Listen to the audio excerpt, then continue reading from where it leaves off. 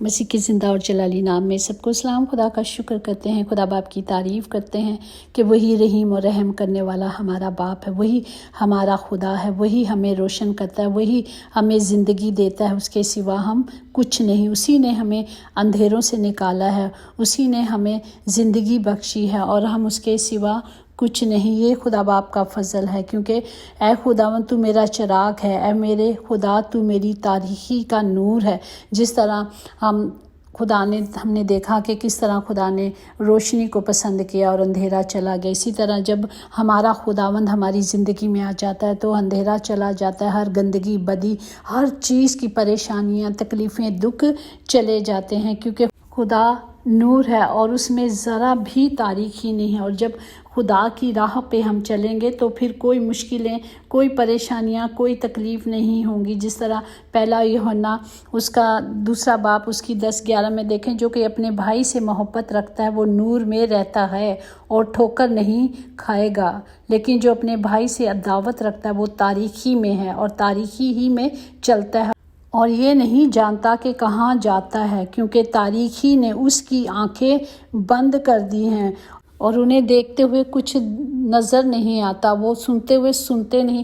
خدا کا زندہ کلام ہمیں بار بار یہ دکھاتا ہے کہ عداوت نہیں رکھنی، بلکہ یہ ایک نیا حکم نہیں بلکہ یہ پرانے حکم ہے۔ پھر بھی خدا کہتا ہے کہ میں تمہیں ایک نیا حکم دیتا ہوں اور یہ بات اس پر اور تم پر صادق آتی ہے، کیونکہ تاریکی مٹ جاتی ہے اور حقیقی نور چمکنا شروع ہو گیا ہے۔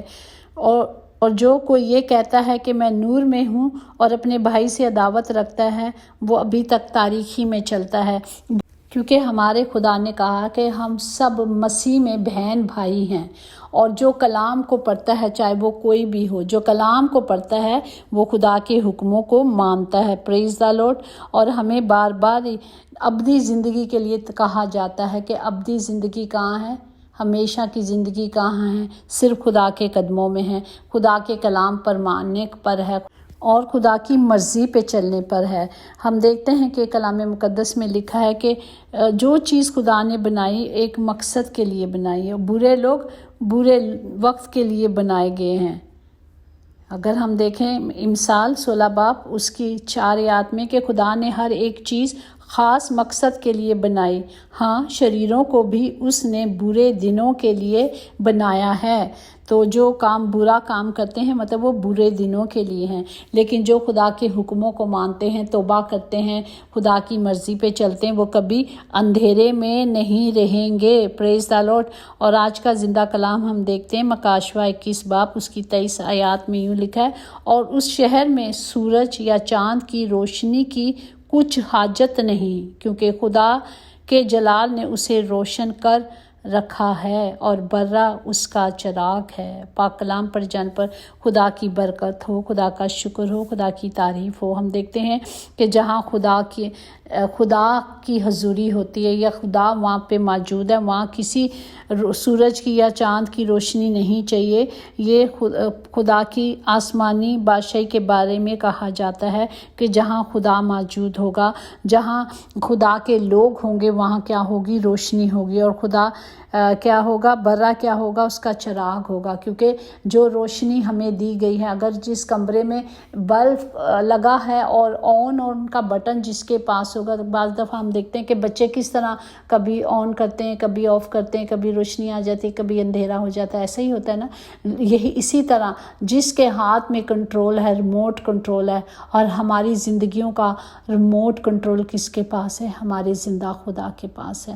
وہ جب چاہے اس روشنی کو، اس زندگی کو ختم کر دے گا، مر جائیں گے، لیکن جب ہم خدا میں سوئیں گے مریں گے نہیں، بلکہ ہم خدا میں جب سوئیں گے ہم مریں گے نہیں، یہاں سے اٹھ کر وہاں چلے جائیں گے، اور جہاں کہاں ہوگی وہاں صرف روشنی ہی روشنی ہوگی، وہاں کوئی اندھیرا نہیں ہوگا، وہاں صرف خدا کا جلال موجود ہوگا۔ اور پھر اسی طرح اگر ہم مکاشمہ میں دیکھیں 21 اس کی 27 میں، اس میں کوئی ناپاک چیز یا کوئی شخص جو گھلونے کام کرتا ہے یا جھوٹی باتیں گھڑتا ہے ہرگز داخل نہ ہوگا، مگر وہی جن کے نام برے کی کتاب میں لکھے ہوئے ہیں۔ پریز دی لارڈ۔ وہی جو کامل ہو گئے ہیں، جو ایمان میں کھڑے ہیں اور چٹان طوفان آتے ہیں وہ ڈگمگاتے نہیں، وہ ان کی نظریں صرف خدا پہ لگی ہیں، وہ جان دینے تک وفادار رہیں گے تو وہیں جائیں گے جہاں خدا کی بادشاہی ہوگی جو ابدالآباد رہے گی۔ اسی طرح مکاشوہ 22:5 میں، اور پھر رات نہ ہوگی اور وہ چراغ اور سورج کی روشنی کے محتاج نہ ہوں گے، کیونکہ خدا ان کو روشن کرے گا اور وہ ابدالآباد بادشاہی کریں گے۔ پریز دی لارڈ۔ جب ہم خداوند میں چلیں گے اور خدا نے کہا ہے ابدی زندگی دینے کے لیے، ہم دیکھ رہے ہیں کہ وقت بہت نزدیک ہے، ہم دیکھ رہے ہیں کہ خدا کی بادشاہی جلد آنے والی ہے، ہم دیکھتے ہیں کہ خداوند اپنی دلہن کو لینے آ رہا ہے۔ پریز دی لارڈ۔ ہمیں کیا کرنا ہے؟ دلہنوں کو تیار ہونا ہے، کلیسیاؤں کو تیار ہونا ہے، تاکہ جب وہ آئے تو ہم سب اس کے ساتھ جانے والے بنیں گے، اور وہاں پھر کیا ہوگا؟ اندھیرا نہیں ہوگا بلکہ روشنی ہی روشنی ہوگی۔ پریز دی لارڈ۔ اسی طرح کلام مقدس متی 10:28 میں کہ ان سے مت ڈرو جو جسم کو مار سکتے ہیں لیکن روح کو نہیں، بلکہ ان سے ڈرو جو جسم اور جان دونوں کو جہنم میں ہلاک کر سکتا ہے۔ وہ کون ہے؟ وہی صرف ہمارا زندہ خداوند خدا ہے۔ ہمیں صرف توبہ کرنے والوں کی صحبت میں بیٹھ کر، اور کیونکہ وہ سب سے زیادہ نرم دل ہوتے ہیں، ہم جب اچھی صحبت میں بیٹھیں گے تو ہی ہم خدا کی مرضی پہ چلیں گے، تو ہی ہم خدا کے حکموں کو مانیں گے۔ اسی طرح اگر ہم پہلا یوحنا اس کا پہلا باب اس کی 7 میں یوں لکھا ہے، لیکن اگر ہم نور میں چلیں جس طرح کہ وہ نور میں ہیں تو ہماری آپس میں شراکت ہے، اور اس کے بیٹے یسوع کا خون ہمارے تمام گناہوں سے ہمیں کیا کرتا ہے؟ پاک صاف کرتا ہے۔ جب ہم ان لوگوں میں چلیں گے اور اس کے مطابق، خدا کے کلام کے مطابق چلیں گے تو ہی ہماری، خدا باپ کہتا ہے کہ اکٹھے ہونے سے باز نہیں آنا، ہمیں خدا کی مرضی پہ چلنا ہے، ہمیں صرف خدا کے حکموں کو ماننا ہے۔ اسی طرح امثال 3:16 میں کہ اس کے دائنے ہاتھ میں عمر کی درازی ہے اور اس کے بائیں ہاتھ میں دولت۔ ہم جب خدا کی مرضی پہ چلیں گے تو وہ سب کچھ ہمیں دے گا، ہمیں اپنی فکریں صرف خدا پہ ڈال دینی ہیں، کیونکہ اسے میری اور آپ کی فکر ہے۔ پریز دی لارڈ۔ خداوند سے مانگنا ہے، صرف خداوند سے مانگنا ہے تو وہ ہمیں کیا کرے گا؟ ہر مشکل سے، ہر چیز سے بچائے گا۔ اسی طرح زبور 121:7-8 میں کہ خداوند ہر بلا سے تجھے محفوظ رکھے گا، تیری جان کو محفوظ رکھے گا۔ خداوند تیری آمد و رفت میں اب سے ہمیشہ حفاظت کرے گا۔ جس نے اتنے بڑے وعدے کی ہیں تو وہ سب کچھ کرنے میں قادر ہے، کیونکہ خداوند خدا آفتاب اور سپر ہے۔ خداوند فضل اور جلال بخشے گا، وہ راست رو سے کوئی نعمت باز نہیں رکھے گا۔ پریز دی لارڈ۔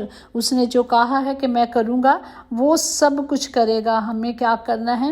اس کی بارگاہ کے لیے اپنے آپ کو تیار کرنا ہے۔ جس طرح میں نے آگے بھی کہا کہ دولہا آ رہا ہے اور بہت جلد دلہن کو لینے آ رہے ہیں۔ یہ پہلی اور آخری بار ہوگا کہ دولہا آسمان سے آئے گا اور زمین پر سے اپنی دلہن کو لینے۔ پریز دی لارڈ۔ اور دلہنوں نے کیا کرنا ہے؟ جب ہم دیکھتے ہیں شادی بیاہ ہوتی ہے تو کس طرح دولہا آتا ہے، کس طرح دلہن کو تیار کیا جاتا ہے، اور سب پھر اس کپل کے پیچھے پیچھے جاتے ہیں۔ اسی طرح جب ہمارا خداوند دولہا آئے گا تو ہم سب اس کے ساتھ جانے والے بنیں گے، وہاں جہاں چاند اور سورج کی کوئی ضرورت نہیں، جہاں خدا کا جلال ہم سب کو روشن کرے گا۔ پریز دی لارڈ۔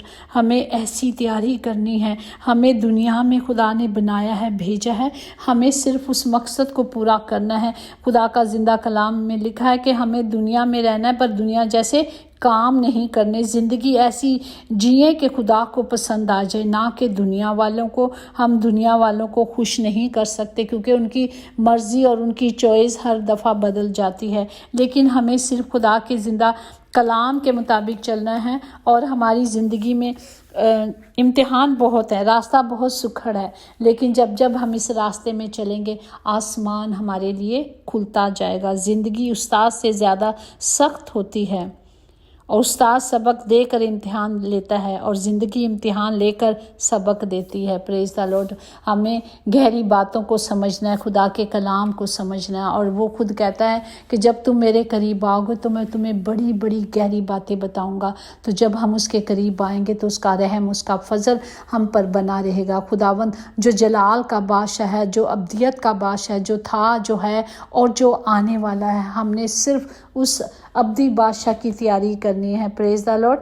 خداوند کے زندہ کلام کے مطابق ہم چلیں اور اس کی مرضی کو پورا کریں. یہی آج کا کلام ہے، اور روز یہی کلام ہوتا ہے کہ ہم نے صرف خدا کو دیکھنے کے لیے اس کی مرضی پہ چلنا ہے، اپنے آپ کو تیار رکھنا ہے تاکہ جب وہ آئے تو ہم پیچھے نہ رہ جائیں، دروازہ بند نہ ہو جائے. وہ 5 کنواریوں کی طرح، ہمیں 5 نہیں 10 کنواریاں تھیں جس میں سے صرف 5 ریڈی تھی اور 5 پیچھے رہ گئی تھی.